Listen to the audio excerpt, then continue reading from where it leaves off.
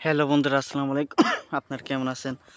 তো আশা করি সকল আল্লাহর রহমতে ভালো আছেন। তো বন্ধুরা, আজকে আমি আপনাদের জন্য একটি ফল ও সবজি নিয়ে আলোচনা করব। তো এই ফলটি যদি আপনারা নিয়মিত কাঁচা অবস্থায় কিংবা পাকা অবস্থায় খেতে পারেন, তাহলে আপনারা কেমন উপকার পাবেন তা আমাদের এই ভিডিওটির মাধ্যমে পেয়ে যাবেন। তো বন্ধুরা, অবশ্যই তার আগে এই ভিডিওটি আপনাদেরকে সম্পূর্ণ দেখতে হবে। যদি বন্ধুরা আপনারা ভিডিওটি মিস করেন, তাহলে কিন্তু বন্ধুরা আপনারা কোনো উপকারই পাবেন না।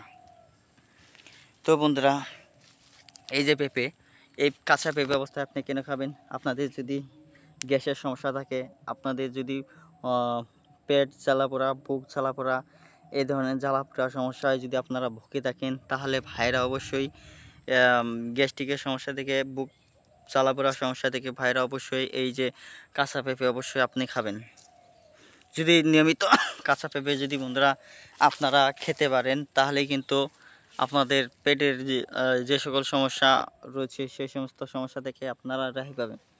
তার কারণ হচ্ছে কাঁচা পেঁপেতে বিভিন্ন ধরনের উপাদান রয়েছে, যা নাকি বন্ধুরা আপনারা বাজার থেকে কিংবা বন্ধুরা বিভিন্ন ওষুধখানা ডাক্তারের কাছ থেকে ওষুধ কিনেও তেমন উপাদান পাবেন না।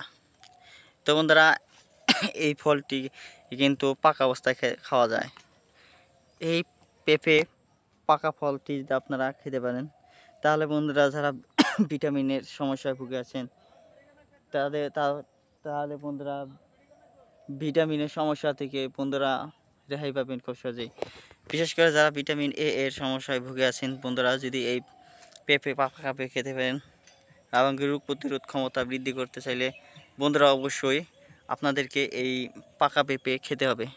তো বন্ধুরা, এই ভিডিওটি ভালো লেগে থাকলে অবশ্যই আমাদের এই চ্যানেলটিকে সাবস্ক্রাইব করে নেবেন। ধন্যবাদ আপনাদেরকে।